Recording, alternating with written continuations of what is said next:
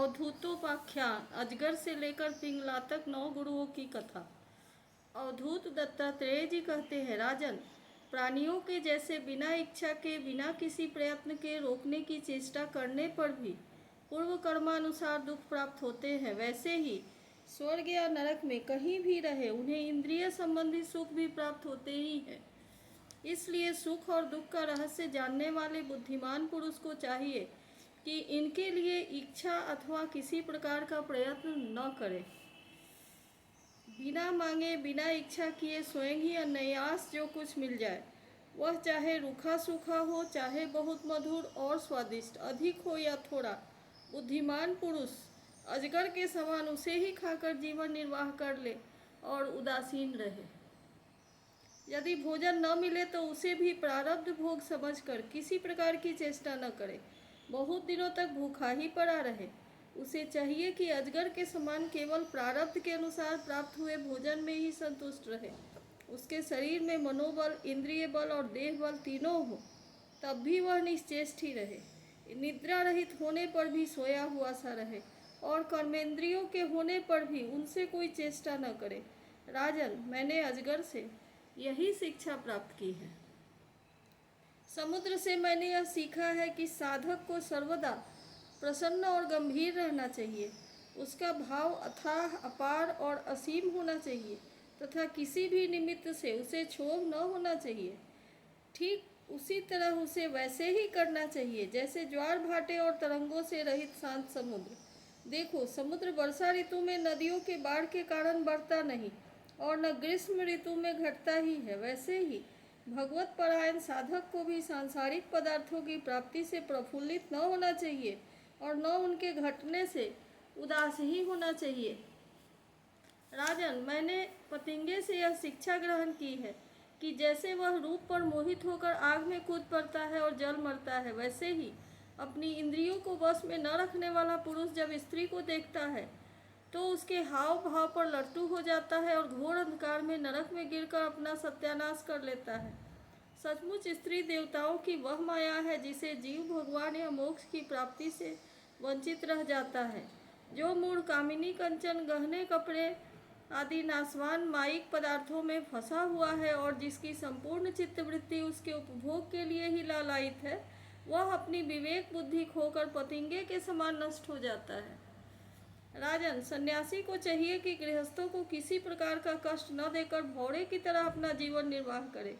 वह अपने शरीर के लिए उपयोगी रोटी के कुछ टुकड़े कई घरों से मांग ले। जिस प्रकार भौरा विभिन्न पुष्पों से, चाहे वो छोटे हो या बड़े, उनका सार संग्रह करता है, वैसे ही बुद्धिमान पुरुष को चाहिए कि छोटे बड़े सभी शास्त्रों से उसका सार, उसका रस निचोड़ ले।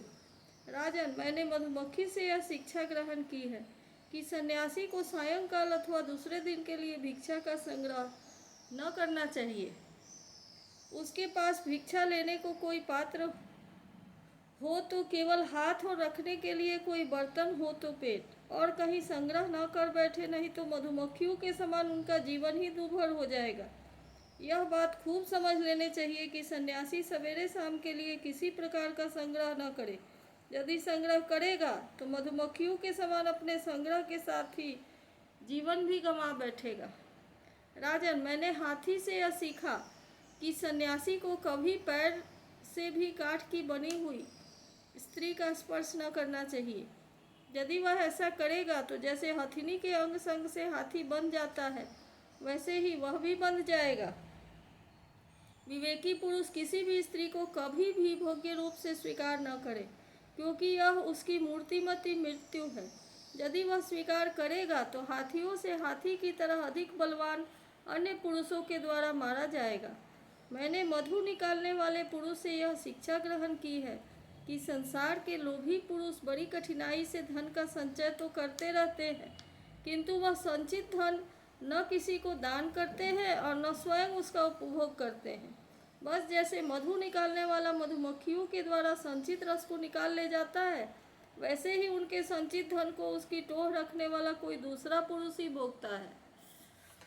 तुम देखते हो ना कि मधुहारी मधुमक्खियों का जोड़ा बहुत मधु उनके खाने से पहले ही साफ कर जाता है, वैसे ही गृहस्थों के बहुत कठिनाई से संचित किए पदार्थों को, जिनसे वे सुख भोग की अभिलाषा रखते हैं, उनसे भी पहले सन्यासी और ब्रह्मचारी भोगते हैं, क्योंकि गृहस्थ तो पहले अतिथि अभ्यागतों को भोजन कराकर स्वयं भोजन करेगा।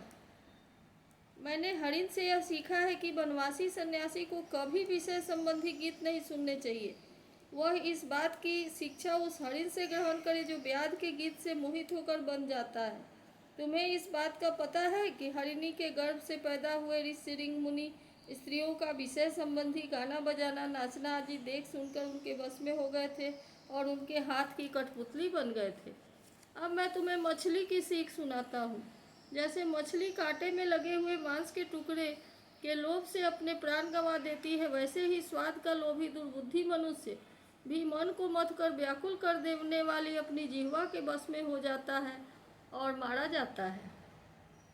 विवेकी पुरुष भोजन बंद करके दूसरी इंद्रियों पर तो बहुत शीघ्र विजय प्राप्त कर लेते हैं, परंतु इससे उनकी रसना इंद्रिय वश में नहीं होती।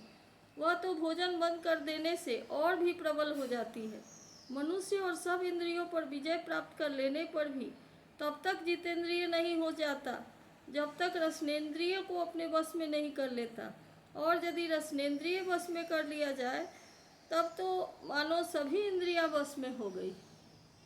निपनंदन, प्राचीन काल की बात है। विदेह नगरी मिथिला में एक वेश्या रहती थी। उसका नाम था पिंगला। मैंने उससे जो कुछ शिक्षा ग्रहण की वह मैं तुम्हें सुनाता हूँ। सावधान होकर सुनो। वह स्वेच्छाचारिणी तो थी ही, रूपवती भी थी। एक दिन रात्रि के समय किसी पुरुष को अपने रमन स्थल में लाने के लिए खूब बन ठन कर उत्तम वस्त्राभूषणों से सजकर बहुत देर तक अपने घर के बाहरी दरवाजे पर खड़ी रही। नररत्न, उसे पुरुष की नहीं धन की कामना थी, और वह उसके मन में यह कामना इतनी दृढ़मूल हो गई थी कि वह किसी भी पुरुष को उधर से आते जाते देखकर यही सोचती कि यह कोई धनी है और मुझे धन देकर उपभोग करने के लिए ही आ रहा है। जब आने जाने वाले आगे बढ़ जाते तब फिर वह संकेत जीवनी वेश्या यही सोचती कि अवश्य ही अब की बार कोई ऐसा धनी मेरे पास आवेगा जो मुझे बहुत सा धन देगा। उसके चित्त की यह दुराशा बढ़ती ही जाती थी। वह दरवाजे पर बहुत देर तक टंगी रही। उसकी नींद भी जाती रही। वह कभी बाहर आती तो कभी भीतर जाती। इस प्रकार आधी रात हो गई। राजन, सचमुच आशा और सो भी धन की बहुत बुरी है। धनी की बाट जोते जोते उसका मुंह सूख गया, चित्त व्याकुल हो गया। अब उसे इस वृत्ति से बड़ा वैराग्य हुआ। उसमें दुख बुद्धि हो गई। इसमें संदेह नहीं कि इस वैराग्य का कारण चिंता ही थी, परंतु ऐसा वैराग्य भी है जो सुख का ही हेतु। तब जब पिंगला के चित्त में इस प्रकार वैराग्य की भावना जागृत हुई, तब उसने एक गीत गाया, वह मैं तुम्हें सुनाता हूँ। राजन, मनुष्य आशा की फांसी पर लटक रहा है। इसको तलवार की तरह काटने वाली यदि कोई वस्तु है तो वह केवल वैराग्य ही है। प्रिय राजन, जिसे वैराग्य नहीं हुआ है, जो इन बखेरों से उबा नहीं है, वह शरीर और इसके बंधन से उसी प्रकार मुक्त नहीं होना चाहता जैसे अज्ञानी पुरुष ममता छोड़ने की इच्छा भी नहीं करता। पिंगला ने यह गीत गाया था। हाय हाय, मैं इंद्रियों के अधीन हो गई थी। भला मेरे मोह का विस्तार तो देखो। मैंने इन दुष्ट पुरुषों से, जिनका कोई अस्तित्व ही नहीं है, विषय सुख की लालसा करती हूँ। कितने दुख की बात है, मैं सचमुच मूर्ख हूँ। देखो तो सही, मेरे निकट से निकट हृदय में ही मेरे सच्चे स्वामी भगवान विराजमान हैं। ये वास्तविक प्रेम, सुख और परमार्थ का सच्चा धन भी देने वाले हैं। जगत के पुरुष अनित्य हैं और वे नित्य हैं। हाय हाय, मैंने उनको तो छोड़ दिया और उन तुच्छ मनुष्यों का सेवन किया जो मेरी एक भी कामना पूरी नहीं कर सकते। उल्टे दुख, भय आदि व्याधि, शोक और मोह ही देते हैं। यह मेरी मूर्खता की हद है कि मैं उनका सेवन करती हूँ। बड़े खेद की बात है, मैंने अत्यंत निंदनीय आजीविका वेश्यावृत्ति का आश्रय लिया और व्यर्थ में अपने शरीर और मन को क्लेश दिया, पीड़ा पहुँचाई। मेरा यह शरीर बिक गया है। लंपट, लोभी और निंदनीय मनुष्यों ने इसे खरीद लिया है, और मैं इतनी मूर्ख हूँ कि इसे शरीर से धन और अति सुख चाहती हूँ। मुझे धिक्कार है। यह शरीर एक घर है। इसमें हड्डियों के टेढ़े तिरछे बांस और खंभे लगे हुए हैं। चाम, रोए और नाखूनों से यह छाया गया है। इसमें 9 दरवाजे हैं जिससे मल निकलते ही रहते हैं। इसमें संचित संपत्ति के नाम पर केवल मल और मूत्र है। मेरे अतिरिक्त ऐसी कौन स्त्री है जो इस स्थूल शरीर को अपना प्रिय समझकर सेवन करेगी? यूँ तो यह विदेहों की, जीवन मुक्तों की नगरी है, परंतु इसमें मैं ही सबसे मूर्ख और दुष्ट हूँ, क्योंकि अकेली मैं ही तो आत्मदानी, अविनाशी और परम प्रियतम परमात्मा को छोड़कर दूसरे पुरुष की अभिलाषा करती हूँ। मेरे हृदय में विराजमान प्रभु समस्त प्राणियों के हितैषी, सुहृद, प्रियतम, स्वामी और आत्मा है। अब मैं अपने आप को देकर इन्हें खरीद लूँगी और इनके साथ वैसे ही विहार करूँगी जैसे लक्ष्मी जी करती हैं। मेरे मूर्ख चित्त, तू बतला तो सही, जगत के विषय भोगों ने और उनको देने वाले पुरुषों ने तुझे कितना सुख दिया है? अरे वे तो स्वयं ही पैदा होते और मरते रहते हैं। मैं केवल अपनी ही बात नहीं कहती, केवल मनुष्यों की भी नहीं, क्या देवताओं की भी भोग के द्वारा अपनी पत्नियों को संतुष्ट किया है? वे बेचारे तो स्वयं काल के गाल में पड़े पड़े करा रहे हैं। अवश्य ही मेरे किसी शुभ कर्म से विष्णु भगवान मुझ पर प्रसन्न है, तभी तो दुराशा से मुझे इस प्रकार वैराग्य हुआ है। यदि मैं मंदभागिनी होती तो मुझे ऐसे दुख ही न उठाने पड़ते जिनसे वैराग्य होता है। मनुष्य वैराग्य के द्वारा ही घर आदि के सब बंधनों को काट कर शांति लाभ करता है।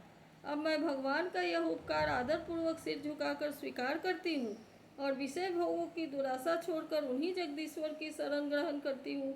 अब मुझे प्रारब्ध के अनुसार जो कुछ भी मिल जाएगा उसी से निर्वाह कर लूँगी और बड़े संतोष और श्रद्धा के साथ रहूँगी। अब मैं किसी दूसरे पुरुष की ओर न ताक कर अपने हृदयेश्वर आत्मस्वरूप प्रभु के साथ ही विहार करूँगी। यह जीव संसार के कुएं में गिरा हुआ है, विषयों ने इसे अंधा बना दिया है, काल रूपी अजगर ने इसे अपने मुंह में दबा रखा है। अब भगवान को छोड़कर इसकी रक्षा करने में दूसरा कौन समर्थ है? जिस समय जीव समस्त विषयों से विरक्त हो जाता है उस समय वह स्वयं ही अपनी रक्षा कर लेता है। इसलिए बड़ी सावधानी के साथ यह देखते रहना चाहिए कि सारा जगत काल रूपी अजगर से ग्रस्त है। अवधूत देवता दत्तात्रेय जी कहते हैं, राजन, पिंगला वेश्या ने ऐसा निश्चय करके अपने प्रिय धनियों की दुराशा, उनसे मिलने की लालसा का परित्याग कर दिया और शांत भाव से जाकर अपनी सेज पर सो रही। सचमुच आशा ही सबसे बड़ा दुख है और निराशा ही सबसे बड़ा सुख है, क्योंकि पिंगला वेश्या ने जब पुरुष की आशा त्याग दी तब वह सुख से सो सकी। इति श्रीमद्भागवत महापुराणे पारमहंस्यां संहितायां एकादश स्कंधे अष्टमोऽध्यायः।